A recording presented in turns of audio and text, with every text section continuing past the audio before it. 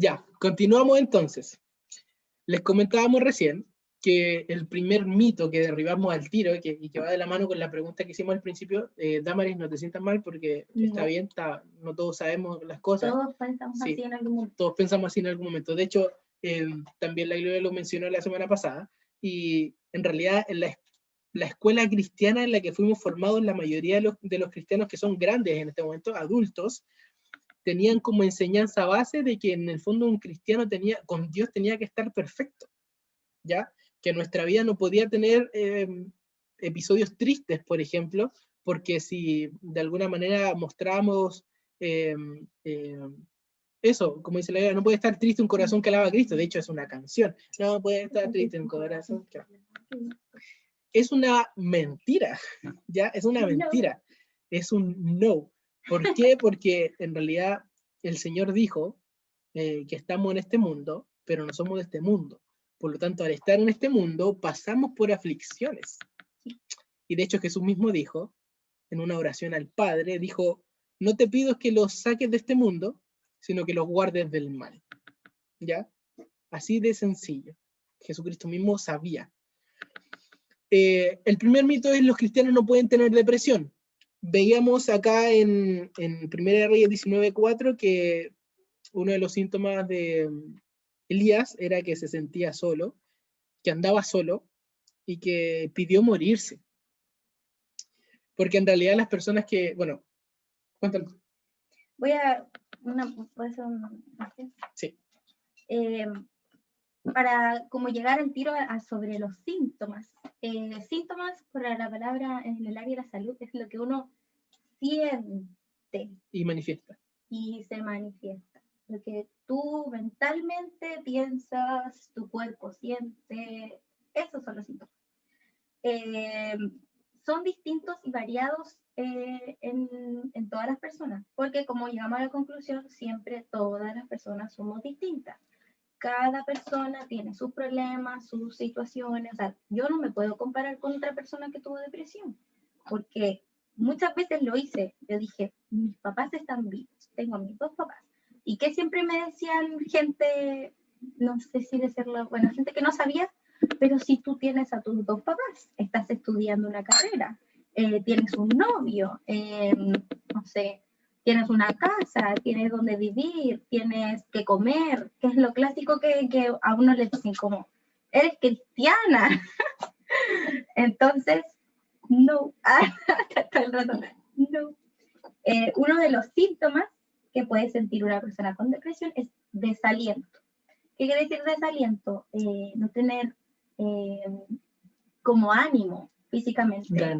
Ganas de, por ejemplo, levantarse en la mañana, algo tan simple, una persona con depresión no quiere, no puede, no que no quiera, sino que no puede. Muchas veces como que uno despierta y dice, quiero quedarme aquí todo el día y estar acá sin bañarme, etc. Un segundo. Tengo algo que decir con respecto a eso. Cuando las personas están, o estamos, o estuvieron en algún momento en esta dinámica de depresión, de tener extrema tristeza, la soledad y la tristeza se vuelven un aliado, porque es un lugar donde la persona no está bien, pero se siente cómoda, porque el sufrimiento le atrae, ¿ya? Las personas que sufren depresión, yo también tuve un episodio depresivo hace varios años atrás, ya hace varios años atrás. Y somos distintos, sí, somos muy distintos. El Señor nos trató de formas distintas, sí. La Gloria también. Se me fue la idea. Podemos expresar de distintas formas la depresión, pero la soledad se vuelve un lugar, una zona de confort para las personas que han sufrido depresión. El sufrimiento, la autocompasión en el fondo, el estar deprimido, el estar quizás llorando todo el tiempo, se vuelve un lugar cómodo del que simplemente no se quiere salir, ¿ya? Y la forma de tratarlo viene a ser un poco similar en algunos aspectos a cómo se tratan algunos tipos de adicciones, por ejemplo. Ya, y vamos a hablar hacia adelante, sí, cómo tratar estas cosas. Dale. como decía Ezequiel, tristeza excesiva, demasiada tristeza, como una forma de expresarlo, es como un extremo, como me hicieron así. Un ejemplo, cualquier cosa te hace llorar, cualquier cosa, la mamá y mi mamá te dicen, no hagas eso, y tú, como que eso ya es un síntoma, porque nosotros sí podemos sentir tristeza y todo eso, pero no excesiva y no por todo, y no cada cosa que te pase en el día te debe causar esa excesiva tristeza. Otra cosa, la melancolía, estar como decía, que la autocompasión. Como cuando te deja el ex, escucháis música triste todo el día. Y quieres estar en eso. O cuando tu crush te rechaza. No lo viví. Preocupación excesiva. Sí, yo viví eso.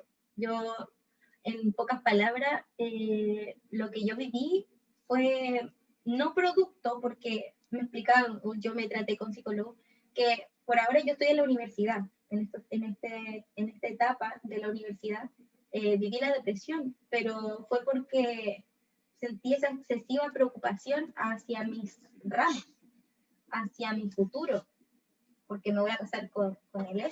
Entonces sentía una preocupación al extremo porque tenía miedo a fracasar, a echarme ramos y todo eso. Entonces, sí, claro, lo viví en la universidad, pero si yo no me hubiese tratado de esto, quizás lo hubiese vivido casada, con hijos, trabajando, etcétera. No es que la universidad haya sido el problema, sino que fue un gatillante. No sé cómo explicarlo mejor, sino que fue como ese alfiler que... La gota que rebasó el vaso. Entonces, preocupación excesiva, pesimismo, creer que nada tiene sentido. Que todo está mal. Sí. Que no hay cura, no hay solución. Que yo hago todo mal. Yo no soy inteligente, no puedo hacerlo, no puedo tener una relación, no puedo establecer una relación con mi papá, etc. Pesimismo total.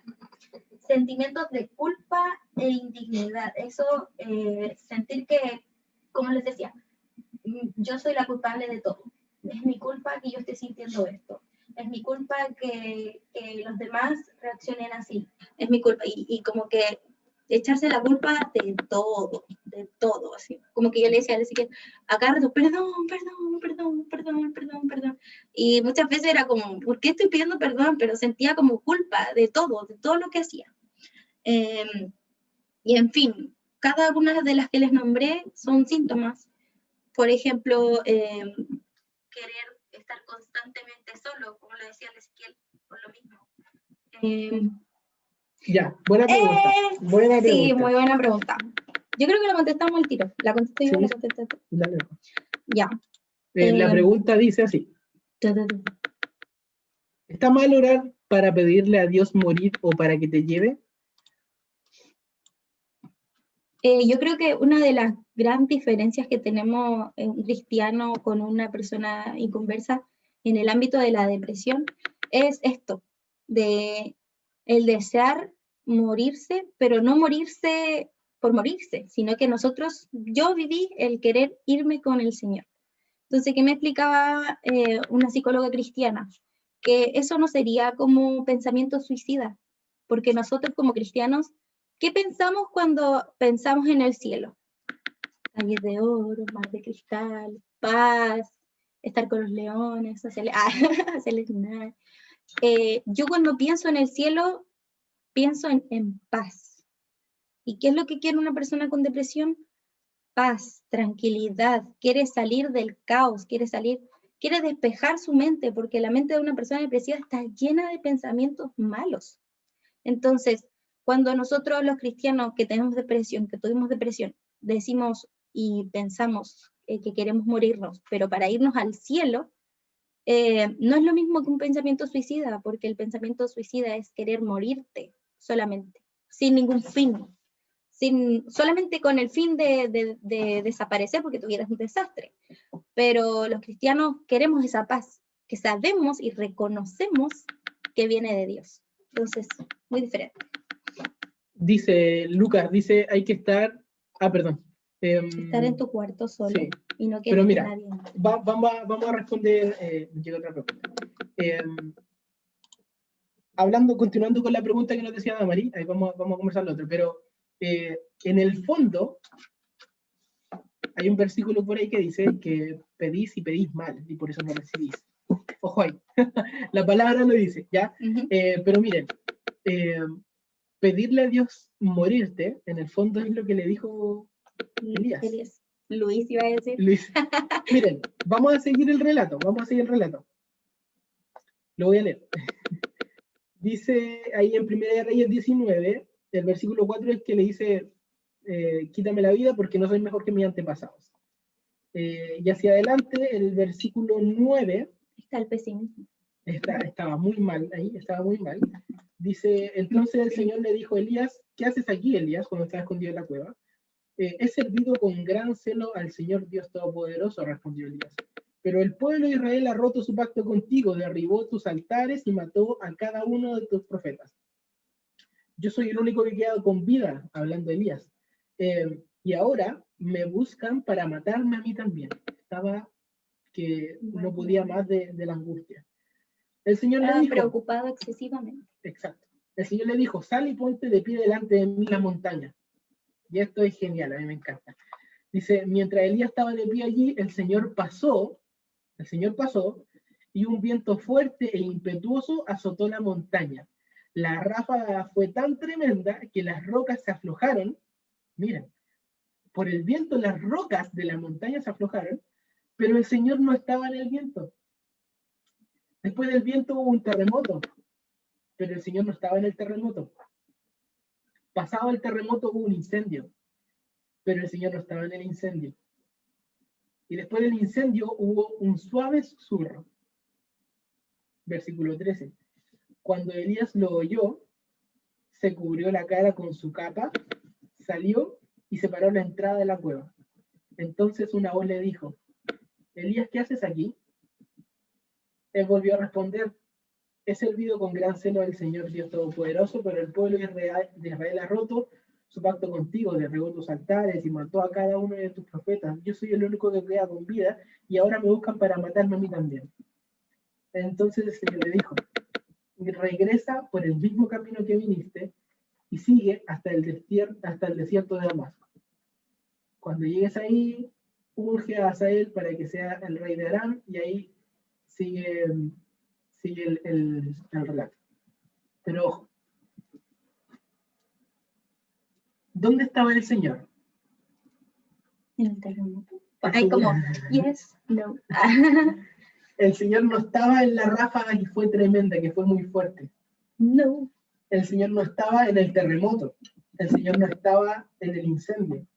El Señor estaba en el suave susurro. Un susurro.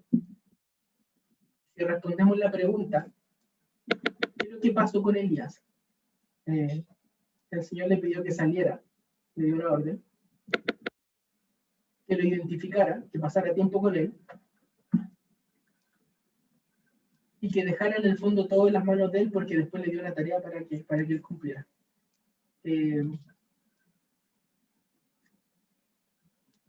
Pedís, pero pedís mal, porque no pedís conforme a la voluntad del Señor. La pregunta de vuelta que yo le haría a la persona que pidiera eso, porque yo también en mi momento pedí lo mismo, Señor, llévame porque quiero salir de todo esto, de partida surge de un corazón egoísta, ¿ya? Donde toda mi vida se centra en mí. Señor, llévame a mí, no me importa lo que pasa con los demás. Olvidamos el propósito.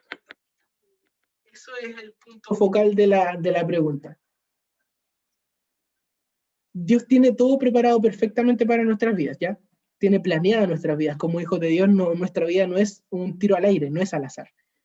Por lo tanto, en mi caso, a los 18 años, 19 años, no había cumplido el propósito del Señor por el cual estaba yo aquí en la tierra. Elías no había cumplido todavía el propósito, uno de los propósitos que el Señor le había mandado a hacer, porque después le da otra tarea. Por lo tanto, sí está mal pedirle a Dios que nos lleve, porque hay un propósito para nuestras vidas. Y se lo repito, nuestras vidas no son por azar. No son nuestras. y no son nuestras. Más todavía, como les decía la Javi, esa petición viene de un corazón desesperado que no tiene paz, porque si tuviéramos paz no pediríamos eso, si estuviera todo bien en nuestra vida no pediríamos eso. Esa oración viene de un corazón desesperado. Por lo tanto, Jesucristo dijo que Él nos trae paz, esa paz que sobrepasa todo entendimiento, que, no, que viene en un momento donde en realidad no entendemos nada. ¿Por qué tenemos paz en este momento si, si está todo patas para arriba a nuestro alrededor? Esa es la paz. Por lo tanto, sí está mal, porque Dios nos dice que Él nos da paz en los momentos más difíciles de nuestra vida. ¿Ya? Por ahí nos llega otra cosa que dice, estar en tu cuarto solo y no quieres que entre nadie y pasar todo el día en el cuarto, ¿es un síntoma? Sí, pero de la mano de muchos otros. Partiendo por el principio de que nosotros no somos psicólogos ni tampoco psiquiatras, solamente tenemos la experiencia de haberlo vivido, pero yo he aprendido de mis psicólogos, porque he tenido varios, de que uno no puede hacer un diagnóstico con solo una cosa, porque es una enfermedad de salud mental. Como cualquier otra enfermedad en que a ti te hacen exámenes, te hacen palpatoria, te hacen observaciones, etc. Entonces, sí es uno de los síntomas, pero no se te podría decir tienes depresión porque te dan ganas de estar todo el día en tu cuerpo, sino que son varias cosas. Sí, quiero agregar a eso una cosita bien pequeña. Soy estudiante de enfermería, y como enfermero a nosotros siempre nos han formado para quitar los estigmas que tienen ciertos tipos de enfermedades, sobre todo las mentales. A una persona que le diagnostican diabetes, por ejemplo, o hipertensión, no se le juzga tanto como a alguien que le dice, usted tiene depresión, sí, usted tiene ansiedad. No se le juzga tanto. Nuestra sociedad, nos miran súper raro. A las personas las miran súper raro. A las personas que tienen depresión, que tienen alguna patología psiquiátrica, los miran súper feo. Los tratan súper distinto, ¿ya? Y déjenme decir, por ejemplo, las personas con esquizofrenia, déjenme decirle que son igual de amadas por Dios que alguien que tiene diabetes, ¿ya? Ojo con eso. Es una enfermedad como otra. Tiene cura como otra. Los esquizofrénicos, por ejemplo, que son personas que alucinan, que ven cosas donde no las hay, que escuchan voces, que ven cosas y que para ellos en sí, ellos lo ven de verdad, escuchan de verdad cosas, son desórdenes neurológicos. Sus neurotransmisores están vueltos locos, ¿ya? Y eso se regulan con pastillas. Por ahí hay pastillas muy fuertes y podemos entrar en la discusión de los medicamentos, pero son igual, dependen igual en el fondo de una pastilla, ¿ya? Dale. Tener ansiedad es un síntoma de depresión. Yo tengo las dos cosas. Lo que pasa es que la depresión es una cosa, la ansiedad es otra cosa. Son cosas distintas. Entonces, por ejemplo, yo tuve ansiedad y crisis de pánico en el 2018. Estuve tratándome por todo eso, pero eso no era depresión, eso era ansiedad y crisis de pánico. La crisis de pánico, no sé si las conocen, pero que sientes que te vas a desmayar, que te falta la respiración, muchas cosas por lo mismo, porque eres ansioso, porque tiendes a preocuparte excesivamente. Pero la depresión va de la mano con la ansiedad, por el mismo síntoma que les expliqué, la preocupación excesiva, una persona ansiosa no en el término de como, ay, quiero todo el tiro, sí, también, pero ansiosa en el término de pucha, todo tiene que estar bajo control, todo tiene que estar en el orden que yo lo dije, todas esas cosas son ansiedad, pero que te van llevando a una depresión, que te van como diciendo, dale. Si tú te pones más ansioso, como que te acercas más a la depresión. Pero una persona puede tener ansiedad y solita, y puede tener depresión solita, pero la ansiedad te puede conducir a una depresión. No sé si lo expliqué bien. Si puedes escribir en los comentarios. Miren, la ansiedad viene de la mano con la depresión, sí, de todas maneras. Una cosa te puede llevar a la otra, pero en realidad yo creo que lo que más te puede llevar a la desconfianza y lo que más te produce ansiedad es no saber el futuro. es la incertidumbre, ¿ya?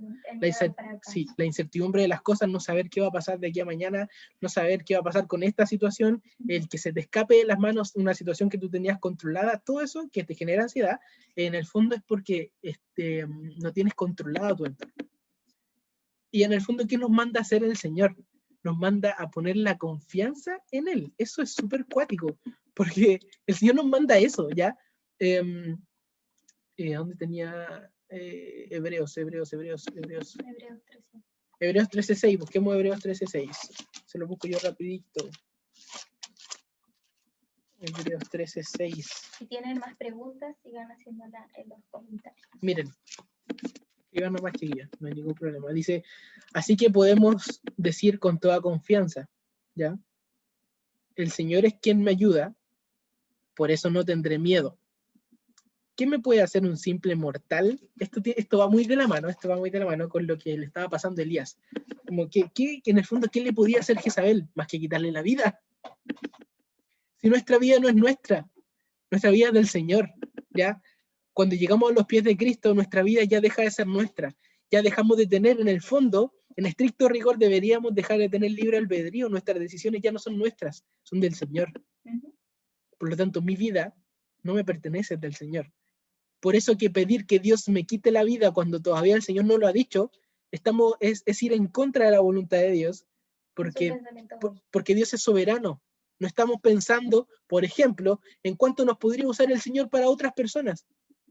Si la Javi no se hubiese recuperado de la depresión, si Dios lo hubiese querido, hubiese tomado una mala decisión en cuanto a su vida, porque sí tuvo pensamientos suicidas.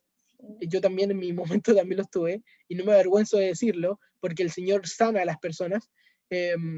Si hubiésemos tomado la decisión equivocada, probablemente no hubiésemos podido ayudar a muchas otras personas que en este tiempo, que hoy en pandemia, están sufriendo de ansiedad y de depresión.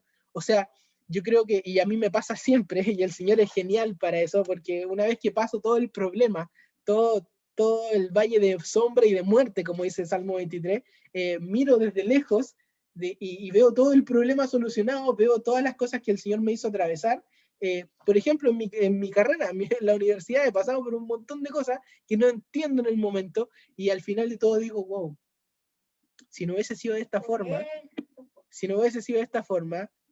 de verdad que no hubiese sido quien soy hoy en día, no hubiese aprendido esto, Dios no me hubiese usado en esta área, Dios no me hubiese hablado de esta forma, Dios no hubiese tratado mi carácter de esta forma, no hubiese podido alcanzar a otros con lo que a mí mismo me estaba pasando, ¿ya? Por lo tanto, tienen que entender una cosa, chiquillos y chiquillas. Primero, si ustedes identifican alguna de estas cosas en su vida, no se asusten. No somos psicólogos, no los podemos diagnosticar. Y lo otro, su confianza siempre tiene que estar en el Señor. El Salmo 37:5 dice, encomienda a Jehová tu camino y confía en Él y Él hará. ¿Ya? Hablemos del otro mito que... Sí, el otro mito que teníamos acá. El primero, que no pueden tener depresión. Ya lo cerramos. Sí. Se van a encontrar, bueno, si Dios quiere, ojalá varios hermanos que hayan tenido depresión puedan contarlo, porque a mí me han llegado muchas personas y me dicen, yo también tuve depresión, y yo, pero ¿por qué nunca me dijiste? Entonces, es un tabú, es como algo oculto por lo mismo. Llegamos a lo mismo, de que estamos con una crianza de que está mal visto. Por ejemplo, un ejemplo súper... Pero yo cada vez que iba al psicólogo, a mí me miraban el papelito que decía psicólogo y me miraban así como, así como primero porque yo no sé si me veía feliz contenta porque estaba con mascarilla, pero como que me miraban y tenían el estereotipo de que yo no podía tener depresión. Ya, eso es punto uno. Y era como, después cuando llegaba, salud mental, quizás porque está así. Entonces, como que uno va escuchando esas cosas y claramente se siente incómodo. Entonces, como que te aíslan, te dicen como, ya los de salud mental por allá y la otra gente ya, está bien, pero ellos... Entonces... Segundo mito, puedes salir de la depresión solo o sola. No. Para nada, no. Es imposible. Y ¿Paola? Sí. No lo explicamos solamente como solo entre el Señor y tú, sino que solo con tus redes sociales, redes de apoyo. Una de las cosas que más a mí me recalcaron el psicólogo y mi psiquiatra era que yo tenía que abrir mis redes. Y yo cuando escuchaba abrir mis redes, yo decía, ¿qué es eso? O sea, ¿qué me están pidiendo? ¿Y qué pasó? Que en mi caso yo viví depresión en cuarentena. Quizá hubiese sido distinto, quizá no hubiese llegado a la depresión, no sabemos. Pero al vivirla en cuarentena igual fue un factor, porque yo estaba lejos del Ezequiel, estaba lejos de mis amigas, estaba lejos de mis amigos, solo tenía a mi mamá, porque yo estaba todo el día con mi mamá. Entonces, cuando mi médico y el psicólogo me decían, abre tus redes, y yo, ¿cómo abro mis redes? Si estoy encerrada en mi casa, no tengo con quién conversar, no tengo a quién contarle, y además tenía esa mala experiencia de que si yo decía algo me iban a mirar feo, me iban a decir, pero si eres cristiana, y cada vez que alguien a mí me decía, pero si eres cristiana y no deberías vivir eso, a mí me da una crisis de pánico, literal. Me deben haber dado, una vez una hermana en el baño de la iglesia me dijo, no, porque tú eres cristiana, no puedes estar estresada, no puedes estar con crisis de pánico. Y ella se fue del baño y yo me puse a llorar, me dio una crisis de pánico. Entonces, como que el simple hecho de escuchar a alguien me gatillaba malo. Entonces, ¿qué me empecé a hacer? A aislar. Me aislé. A pesar de que mi médico y mi psicólogo me decían, abre tus redes, y yo no entendía para qué, yo me aislé. Entonces, ¿por qué tenemos que abrir nuestras redes y confiar en otras personas? Idealmente cristianos, porque somos un cuerpo. En ninguna parte de la Biblia dice, solamente puedes estar yendo a la iglesia y vas a estar solo, o no sé. En ninguna parte sale como un cuerpo solamente tiene cabeza. No, somos un cuerpo, son cabeza, manos, hombros. Estudio kinesiología, así que les puedo mencionar cada uno de los huesos de nuestro cuerpo. Pero somos un cuerpo. Y al ser un cuerpo, queda claro que no tenemos que pasar las cosas solos, porque si yo me duelo, él dice que él se debería doler. Con ella. Claro. Si él se duele, yo debería dolerme con él. Porque somos un cuerpo, somos uno. No en el ámbito de casados. Somos uno en Cristo. Sí. Y yo lo escuché, creo, en una prédica de tu pastor, harto sobre, que les explicó sobre que teníamos que estar unidos, de que debíamos dolernos si el otro se dolía. Gloria nos comenta algo súper importante, que tenemos que escoger con sabiduría a quién contarle nuestras cosas. Sí, eso es muy cierto. Sí, muy cierto. Muy cierto, porque como les decía yo, cometí mucho el error de contarle a una persona que yo la vi madura, la vi como, wow, ella es súper genial y todo. Y lo primero que me dijo, no, tú no puedes tener crisis de pánico. Y generó en mí otra crisis de pánico.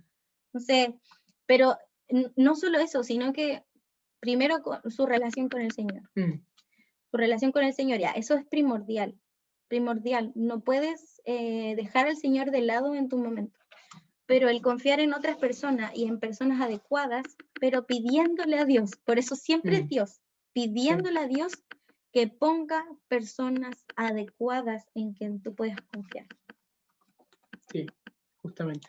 Miren, viendo un poquito más el ejemplo de lo que nos muestra Elías acá, el Señor a través de Elías, algo súper importante es que el Señor lo deja que él anduviera vagando, ¿ya? Lo deja, pero no lo abandonó. Lo sustentó y le dio descanso. Lo fortaleció, pero al mismo tiempo dejó que termine de vivir su crisis, ¿ya? Esa sensación de muerte, le dio el descanso que necesitaba. Entonces, lo más importante es lo que viene después de esto, que el Señor nos permita experimentar su presencia, y aquí la Javi lo decía, que tenían que buscar la presencia del Señor. Lo siguiente a eso es alimentarse de la palabra del Señor, porque aunque es sumamente difícil. Es muy difícil, sí, es muy difícil, porque en el fondo el mandato repetido de esta historia, lo que más el Señor le decía es levántate y come, ¿ya? Y en realidad es súper característico que las personas que están con depresión dejen de comer, ¿ya? Porque les decía, no tenía ánimo de nada. Justamente. Y no solo hablo del alimento físico, sino que lo más importante aquí es el alimento espiritual. ¿Ya? De agarrar una Biblia. Justamente. Jesús dijo, no solo de pan vivirá el hombre, sino de toda palabra que sale de la boca de Dios. ¿Ya? Luego de esto que el Señor lo alimentó y le dijo todas estas cosas, hay que levantarse con el poder de Dios, ya cuando están saliendo de este asunto, ya hay que levantarse con el poder de Dios, porque dice 1 Timoteo 1:7, porque no nos ha dado Dios espíritu de cobardía, sino de poder, de amor y de dominio propio, ¿ya? Es difícil, cuando están en el hoyo, cuando se está ahí, en el peor momento del problema, es muy difícil entender, ¿ya? Pero se puede. El Señor nos dejó la palabra por algo, ¿ya? ¿Puedo contar mi caso sí, después, dale, en ese sentido? dale. Ahora, como les decía, Dios pone en las personas. En mi caso, Dios puso un médico cristiano, una doctora cristiana, de milagro, porque estoy atendiéndome públicamente y es muy difícil encontrar personas cristianas en el ámbito público. Entonces, una de las cosas que ella, que yo puedo rescatar de lo que hablaba recién Ezequiel, yo cuando estaba en el hoyo, en el máximo, Ezequiel me retaba, me decía, pero lee la Biblia. Y yo no tengo ánimo ni siquiera de bañarme, ¿cómo voy a sentarme a leer la Biblia? Entonces, es muy difícil comprender a una persona desde el lado de no vivirlo. Pero mi médico, ¿qué hizo? Yo tenía problemas de sueño, tenía insomnio. Todas las noches me quedaba como hasta las 5 de la mañana, me dormía a las 5:30 y despertaba como a las 12, más a las 2 a veces. Entonces, ¿qué hizo mi doctora? Un tip, si alguna vez usted no quiera, pero si alguna vez el Señor permite que vivan esto, ella me hacía acostarme acostarme y dormirme a las 11:30, todos los días, ¿te acuerdas? Todos los días yo tenía que, si estaba hablando con el Ezequiel, decirle ya, son las 11, tenía que cortar mi teléfono, sacar el wifi, si estaba viendo una película, chiquillo, yo soy fan de las películas, tenía que cortar las películas porque eran las 11 y tenía que cortarlas, porque eso es el dominio propio, poder decir, no, tengo que parar la película porque es mi salud, yo quiero salir de esto. Entonces, a veces estaba viendo unas películas maravillosas y tenía que cortarla a las 11, ¿y qué hacer? Mi Biblia, leer. La autora me decía 2 páginas, no me decía capítulos, no me decía, porque cuando a veces nos dicen, tienes que leer 5 capítulos o 5 versículos, no sé, como que uno se dice, uy, es mucho, o no sé. Ella me decía 2 páginas, con 2 páginas, luego cierras la Biblia, oras y duermes. Lo importante de esto es que a modo de tratamiento está en el implementar rutinas, ¿ya?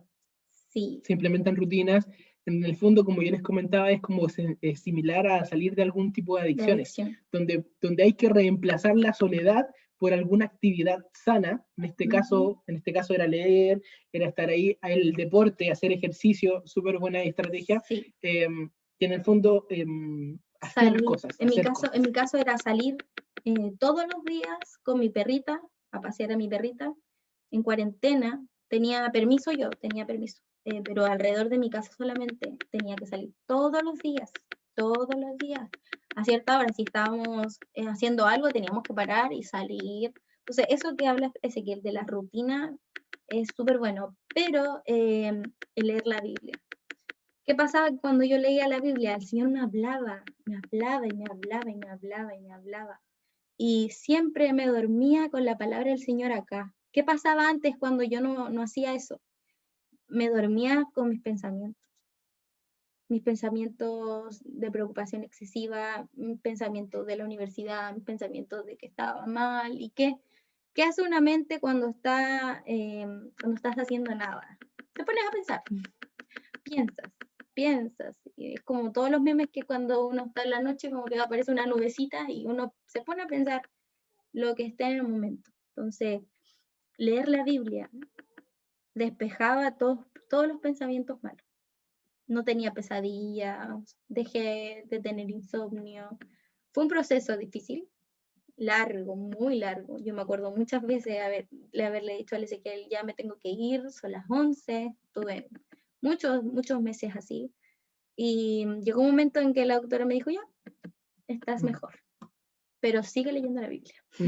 Sí, yo creo que esa es la base, y para ir cerrando un poquito, esa es la base de cómo enfrentar la depresión, ¿ya? Sí o sí tenemos que acudir a ayuda profesional porque no podemos solo. También tenemos que generar redes de apoyo en donde sean capaces de contenernos en los momentos más complicados, ¿ya? Quizás si hay crisis de pánico, quizás si hay pensamientos suicidas, si hay momentos donde solo quiero estar solo, que puede ser bien, pero esa soledad tiene que estar acompañada de la presencia de Dios. Ilimitada. Y tiene que estar limitada. Y ser realistas. Estoy en un problema, ¿ok? Todos tenemos problemas, excelente, pero todos podemos salir. Y en el fondo la diferencia entre nosotros y las personas que no conocen al Señor es precisamente esa. Nosotros tenemos a Jesucristo en nuestro corazón, tenemos al Espíritu Santo que nos consuela y nunca nos va a dejar. Y eso para ir cerrando, tenemos que los episodios de depresión los podemos evitar estando activos en la congregación, sí, relacionándonos con otras personas, conversando, siendo abiertos en nuestros sentimientos, en nuestras decisiones, siendo abiertos en todas las cosas que nos van pasando, tener la confianza de poder contarle a alguien superior a nosotros en el sentido de madurez, las cosas para poder ir previniendo todas estas cosas, porque la depresión es una enfermedad que nos puede atacar a cualquiera, pero tenemos que tener la capacidad de poder prevenirla con estas cosas, ¿ya? Servir al Señor, renovar nuestro compromiso con el Señor, no descuidarlo y por sobre todas las cosas dejar todo en las manos del Señor, ¿ya? Porque la ansiedad y la depresión vienen por la sensación de descontrol de todas las situaciones. Y si hay algo que no quiere el Señor es que nosotros tengamos el control de todas las cosas, así que nunca vamos a tener porque tomamos malas decisiones. Sí. Se nos acaba el tiempo, nos queda menos de 2 Sacando minutos. los 2 mitos, sí te recuperas, sí sales de la depresión. Y el otro de que el Señor nunca te deja solo. Puedes a veces sentirte solo, estar angustiado, puede que físicamente no haya nadie, pero el Señor está ahí, siempre va a estar ahí. Si tú hiciste la oración y dijiste, Señor, entra en mi corazón, el Señor nunca va a salir de ahí si tú no lo dejas. Aférrate al Señor, siempre va a ser la primera salida. Lo primero que tenemos que acudir es al Señor. Después está todo lo demás que nosotros les explicamos que también deben hacerlo. Pero si no está el Señor, todo lo demás es en vano. Psicólogos, psiquiatra, todo eso es en vano si no está el Señor. Tenemos alternativas. Tenemos al Señor y con el Señor lo tenemos todo. ¿Ya? ¿Oremos? ¿Puedes orar por el chiquillo? Sí. Cortito. Señor, gracias por esta noche, gracias por estar con nosotros, gracias porque tú nos permites vivir situaciones para que podamos después contar de tus maravillas y de lo mucho que nos amas y cómo te glorificas, Señor. Gracias, Padre. Te pido, Padre, si en estos momentos hay alguno de los chicos que ha sentido síntomas o si se ha sentido mal, Señor, se ha sentido angustia, depresión, Señor, o ha vivido depresión en su vida, Señor, te pido que los animes, que los ayudes a salir adelante y que ellos se puedan tomar de tu mano, Señor, y permanecer en ti. Muchas gracias, Padre, que puedan ahora descansar, Señor. Ayúdalos en cada situación de su vida. En el nombre de Jesús. Amén. Amén. Cualquier cosita nos escriben en el